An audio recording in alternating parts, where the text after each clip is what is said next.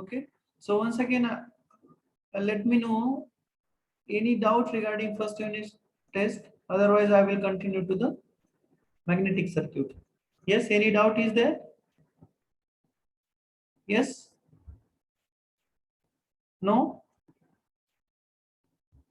I hope it should not be there. Okay, so I will continue.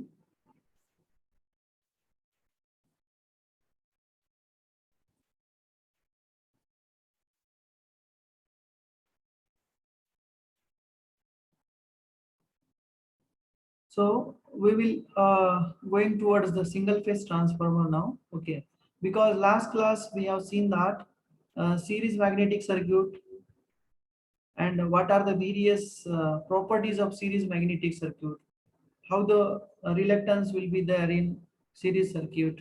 Okay, and magnetomotive force, how it will be. Okay, flux, how it will be. uh, we have seen with its formula. Okay, also we have seen that parallel magnetic circuit, into that distribution of total or main flux in the circuit we have seen. Okay, and also we have seen the equivalent reluctance in parallel magnetic circuit with formula. Okay, so today we will move to the syllabus once again with the induction principle. Okay, I have told you already various laws of electromagnetic induction. Okay, so for example, Lenz's law.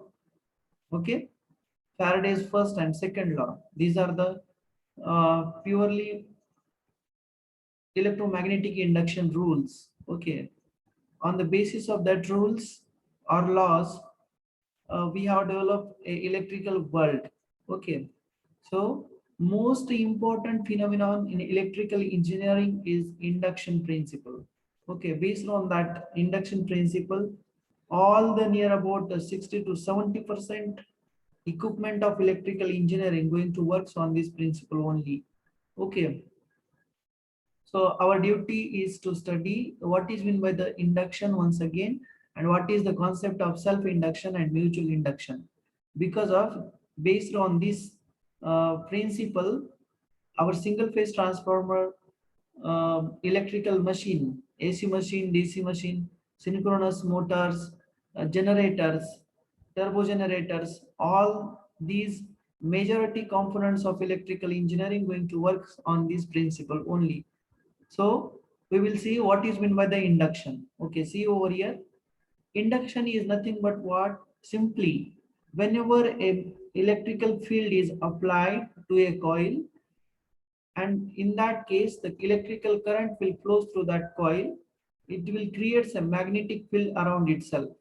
Okay, that is nothing but the electromagnetic induction. Okay, all of us already know these things, but what is meant by the self induction and mutual induction, we have to study.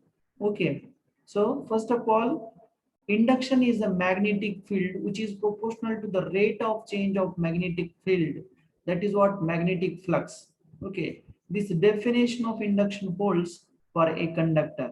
Okay, and induction is also known as inductance. Okay, be remember that induction is also known as inductance. Okay, if we search on Google, explain in detail self-induction and mutual induction, they will show you self-inductance and mutual inductance. Okay, so induction oblique inductance, we have to remember this formula. Sorry, we have to remember this statement. Okay, L, it is used to represent the inductance, and units for this one is Henry. All of us already know these things.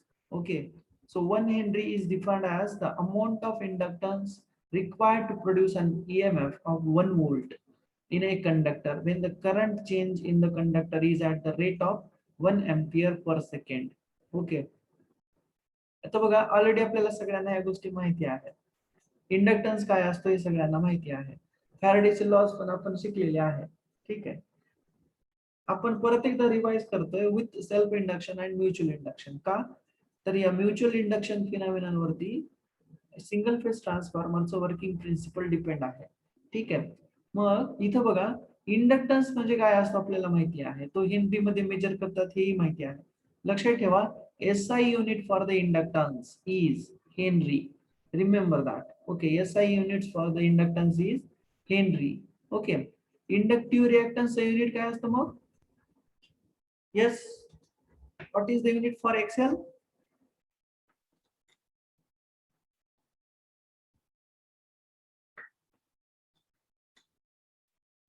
Yes, tell me, what is the unit for inductive reactance? Inductive reactance माहिती आहे का पण? Yes,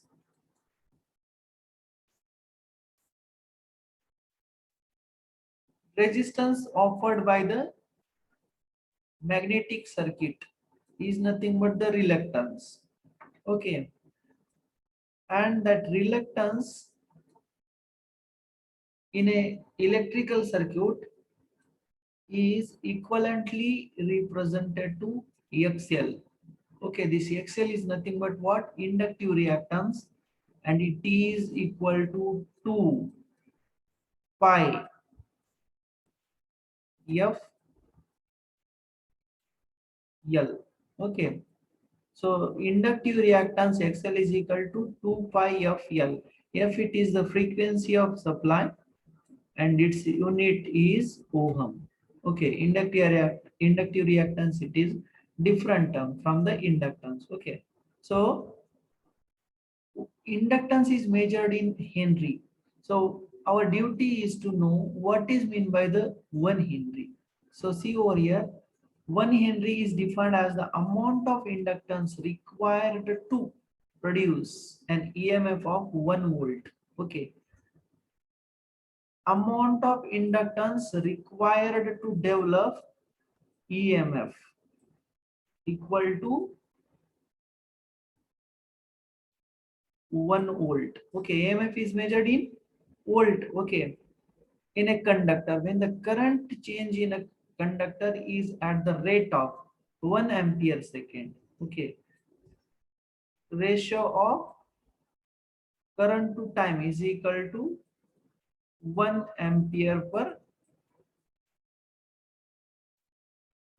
second. ठीक है, actually 1 Henry म्हणजे काय आहे की 1 वोल्ट एवढा ईएमएफ प्रोड्यूस करायचा असेल आपल्याला कंडक्टर मध्ये, तर त्याच्यासाठी लागणारा जो काही इंडक्टन्स आहे त्या इंडक्टन्सला आपण 1 हेनरी एवढा इंडक्टन्स असं म्हणणार आहोत. किंवा जेव्हा करंट चेंज होतंय 1 एम्पियर पर सेकंड एवढ्या वेगानं, तेव्हा आता ही कन्सेप्ट थोडी समजायला थोडी किचकट किंवा डिफिकल्ट वाटते आपल्याला.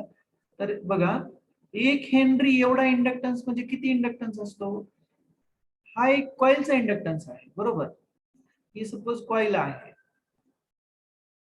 ही कॉइल आहे, तिचा इंडक्टन्स आहे एल. या कॉइलच्या अक्रॉस आपल्याला ईएमएफ किंवा आपण त्याला काय म्हणत असतो, कॅपिटल ई किंवा व्ही असं रिप्रेझेंट करत असतो. ठीक आहे, तर या इंडक्टन्सला मी एसी सप्लाय इथं अप्लाय केला. ठीक आहे, तर याच्या अक्रॉस जी काही ईएमएफ तयार होईल, कधी तयार होईल? याच्यातून जर करंट जाईल तेव्हा या कॉइल मधून, तेव्हा ईएमएफ प्रोड्यूस होईल. मग 1 हेनरी एवढा इंडक्टन्स म्हणजे किती असतो? या कॉइलच्या अक्रॉस जेव्हा 1 व्होल्ट एवढा ईएमएफ तयार होतो आणि जर करंट 1 एम्पियर पर सेकंड इतक्या वेगाने चेंज होत असेल, तर तो जो काही इंडक्टन्स असतो कॉइलचा, त्या कॉइलच्या इंडक्टन्सला आपण 1 हेनरी एवढा इंडक्टन्स असं म्हणतो. समजते का सगळ्यांना? Yes, is it clear to all?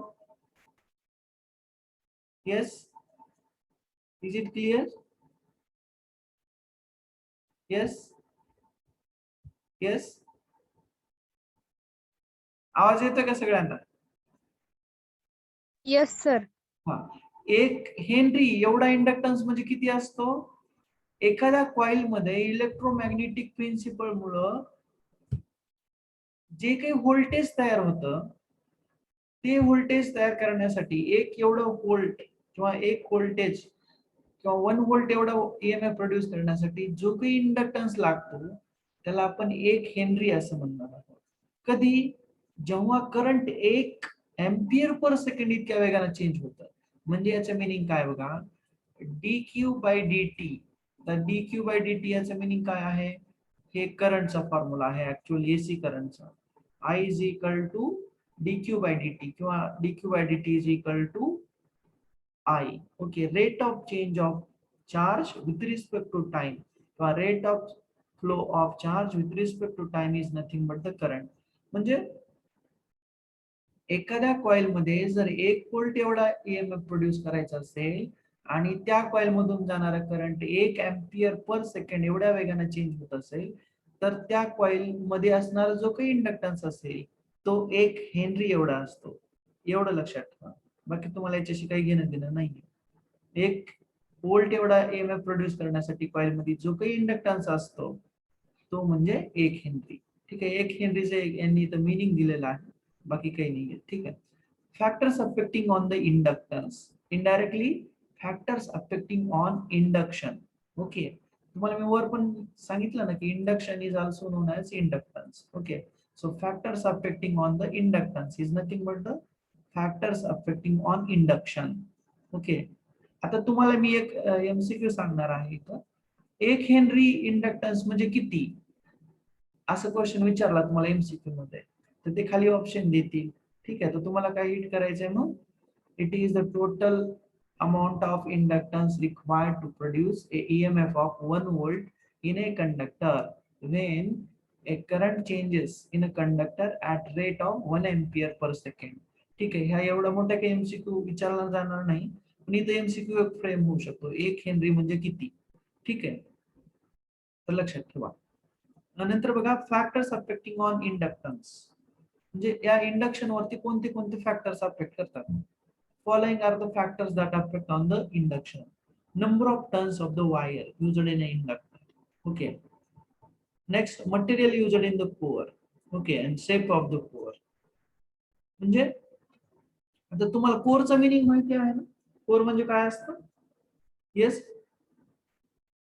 Have you idea regarding core? Yes, core म्हणजे काय माहिती आहे ना? येस, माहिती आहे की नाही? आपण पाहिलं नंबर ऑफ टाइम्स कोर काय असतं. हे सपोज प्लास्टिक पाईप आहे आणि याच्यावरती आपण अशी वायर गुंडाळलेली आहे.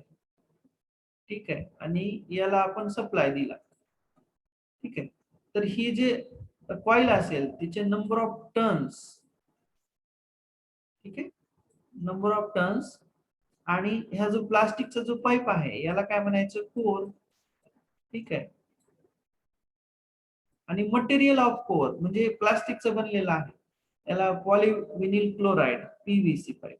ठीक आहे, हे त्याचं मटेरियल झालं.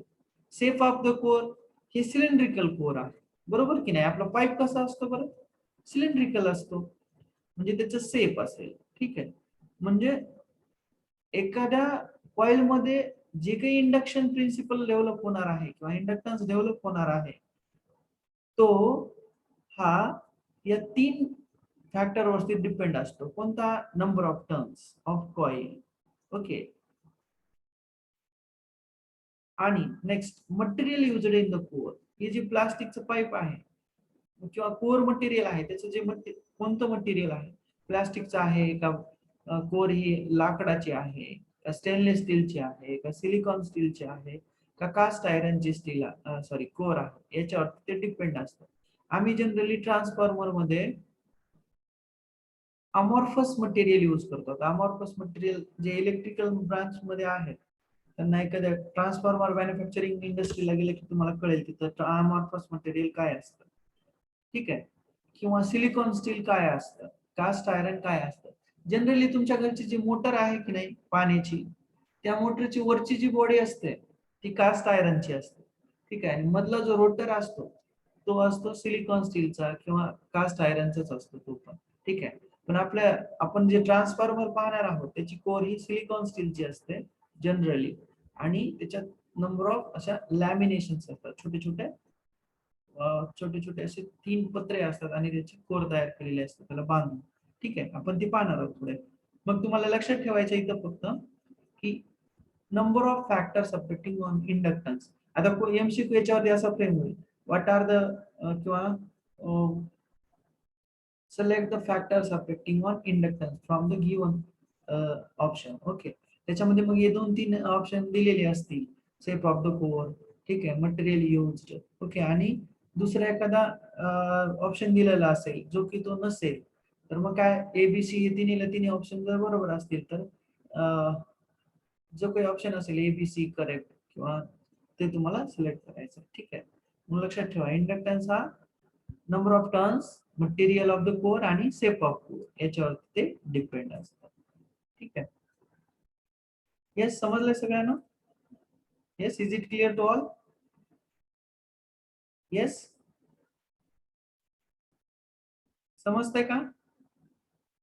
Yes, okay, I hope it is clear.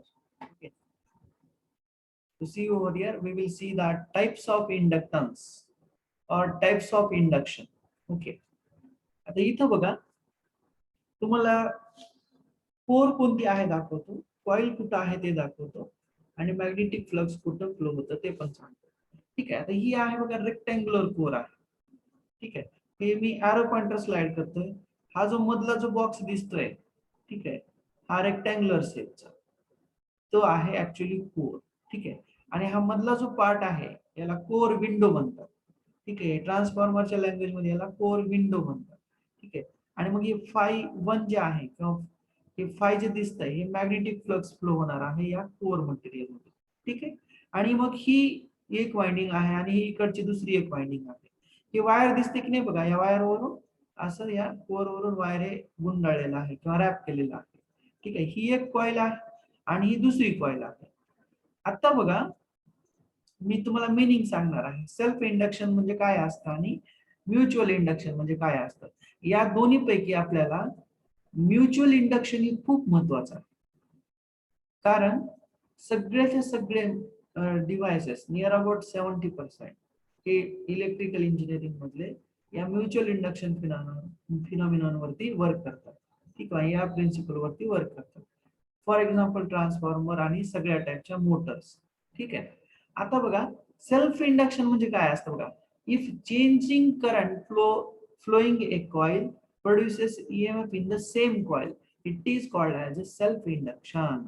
It is called as a self induction. ठीक आहे, आता आपल्याला फॅराडेच्या लॉज नुसार माहिती आहे की जेव्हा एखाद्या कॉइल मध्ये करंट फ्लो व्हायला लागतो तेव्हा त्याच्या अक्रॉस किंवा त्याच्या सभोवताली मॅग्नेटिक फील्ड प्रोड्यूस होतं. ठीक आहे, आणखी काय प्रोड्यूस होतं, त्या कॉइल मध्ये ईएमएफ प्रोड्यूस होतं. म्हणजे आपण सपोज ही 1 नंबरची कॉइल आहे. ठीक आहे, हिला आपण 1 नंबर देणार आहोत आणि हिला 2 नंबरची कॉइल असं म्हणणार. ठीक आहे, आता जेव्हा या कॉइल मधून करंट फ्लो व्हायला लागेल आयपी नावाचा, याला प्रायमरी करंट असं म्हणतात, आणि या इकडचा आयएस आहे त्याला सेकंडरी करंट असं म्हणतात. ठीक आहे, आता हे पुढे पाहणार आहोत आपण ट्रान्सफॉर्मर मध्ये. पण पहिल्यांदा लक्षात ठेवा ही फर्स्ट कॉइल आहे आणि सेकंड कॉइल आहे. बघा मी फर्स्ट कॉइलला काय करतोय, इथं एसी सप्लाय देणार आहे. ठीक आहे, किंवा एसी व्होल्टेज इथं अप्लाय करेल मी, तेव्हा काय होईल, आयपी नावाचा या कॉइल मधून करंट फ्लो व्हायला लागेल. ठीक आहे, या कॉइल मधून आयपी नावाचा करंट फ्लो व्हायला लागेल. ठीक आहे, आणि हा करंट इथून बाहेर येईल. मग काय होतं, इलेक्ट्रोमॅग्नेटिक लॉ जे आहेत फॅराडेचे, इथं E1 ची व्हॅल्यू काय असेल बघा. E1 इज प्रोपोर्शनल टू, सांगा मला, फॅराडेज लॉ नुसार E1 is proportional to, yes tell me.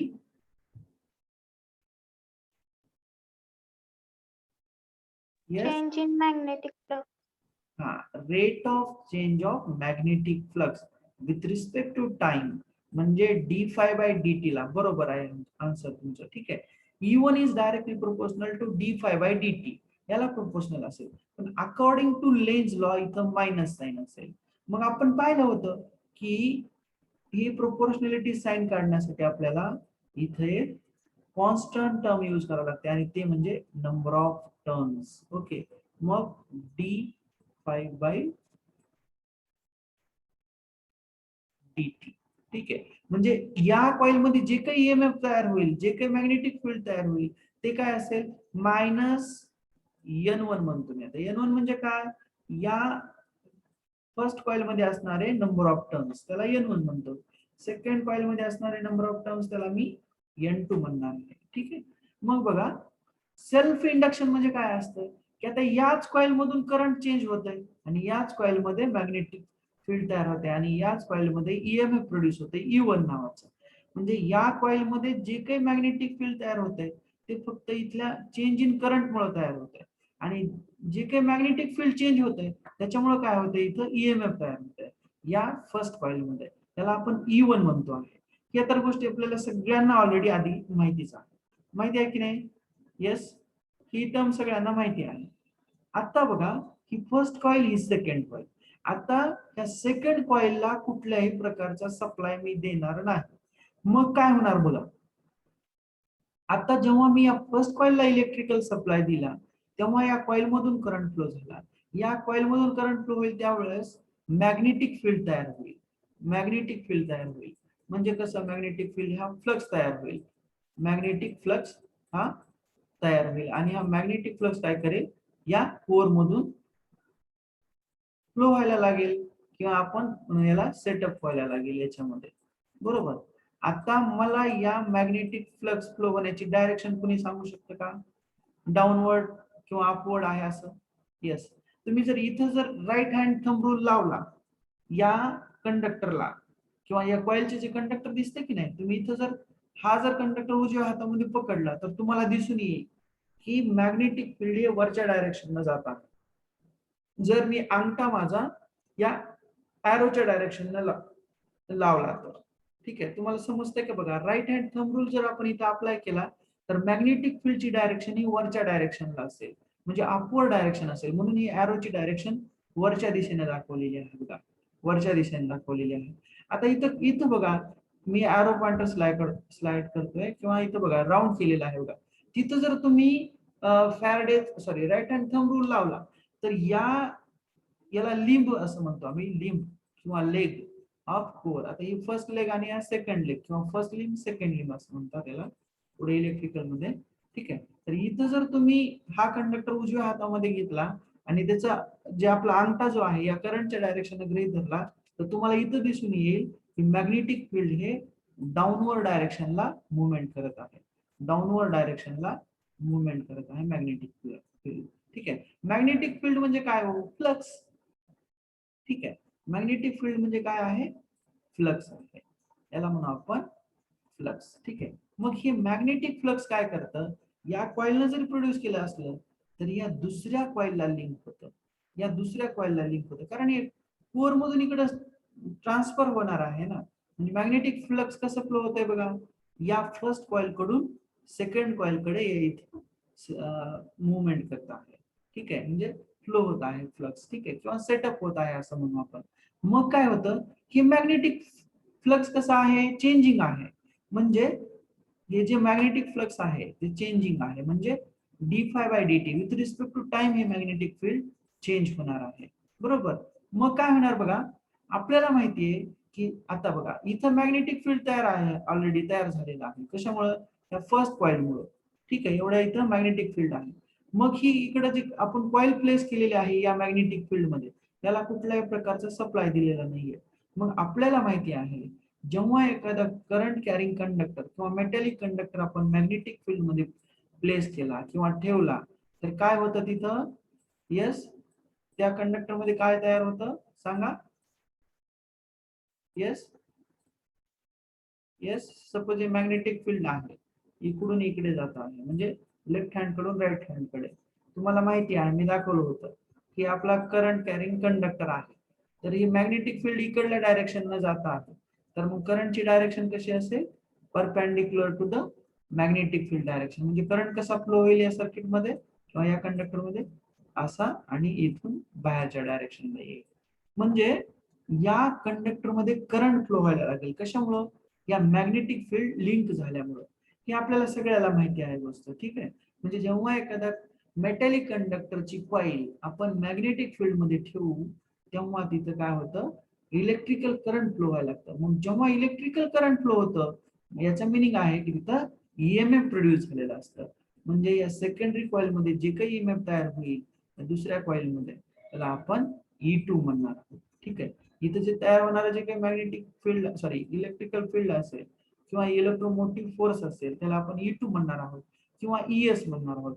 EMF produced at the secondary. Okay, EMF produced at the secondary coil. ठीक आहे. मग ही फर्स्ट कॉइल ही सेकंड कॉइल. ऍक्च्युली आपण इलेक्ट्रिकल फील्ड कोणत्या कॉइलला लावलेला आहे? फर्स्ट कॉइलला. पण EMF कुठं प्रोड्यूस होतं? या सेकंड कॉइल मध्ये पण. म्हणजे जे EMF या सेकंड कॉइल मध्ये प्रोड्यूस होत आहे किंवा जे मॅग्नेटिक फील्ड इथं तयार होत आहे याला आपण म्युच्युअल इंडक्शन म्हणणार आहोत. म्हणजे म्युच्युअल इंडक्शन मुळे या सेकंड कॉइल मध्ये EMF प्रोड्यूस होतं. का? तर हे फर्स्ट कॉइल मुळे जे काही मॅग्नेटिक फ्लक्स किंवा फील्ड तयार होईल ते मॅग्नेटिक फील्ड किंवा फ्लक्स या सेकंड कॉइलला लिंक होतं.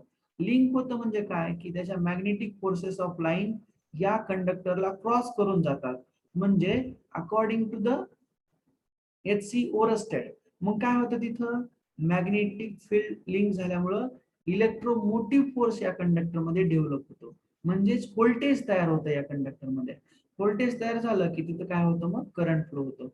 मग हे जे काही E2 किंवा ES असतं, सेकंडरी व्होल्टेज असतं, तर ते काय असतं? मग आता फ्लक्स तर सेम आहे, मग ते कशाशी प्रोपोर्शनल असणार? d∅dt. ठीक आहे. अकॉर्डिंग टू कोणाच्या रूल नुसार आहे हे? येस, टेल मी.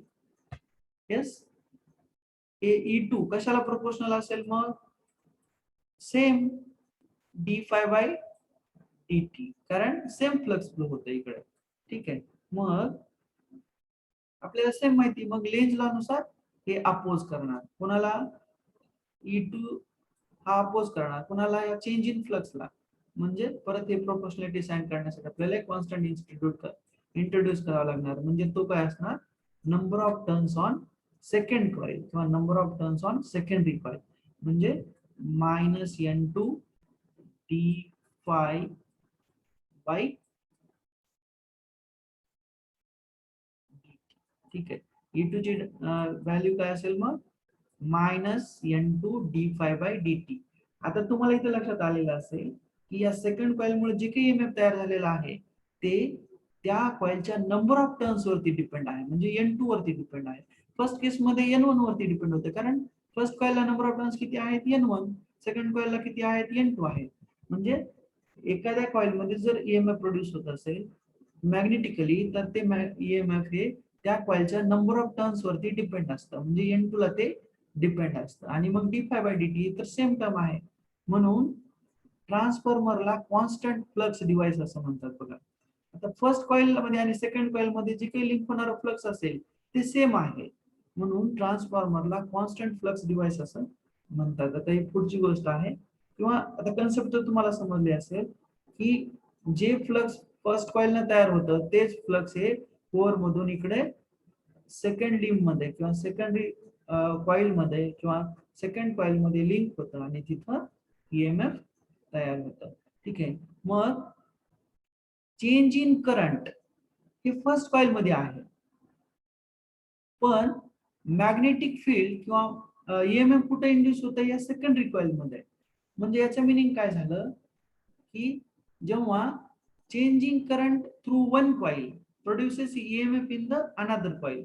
म्हणजे या कॉइल मध्ये ऍक्च्युअली करंट चेंज होतंय, पण या कॉइल मध्ये EMF प्रोड्यूस होतंय. त्या टाइपच्या EMF ला आपण म्युच्युअली इंड्युस्ड EMF असं म्हणतो आहे. Mutually induced EMF. ठीक आहे. I think almost time is over.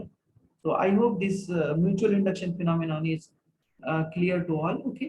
In next class we will see in details. Okay. Once again I will repeat that, and we will move to the single phase transformer. Okay. So today we will stop over here. Thank you.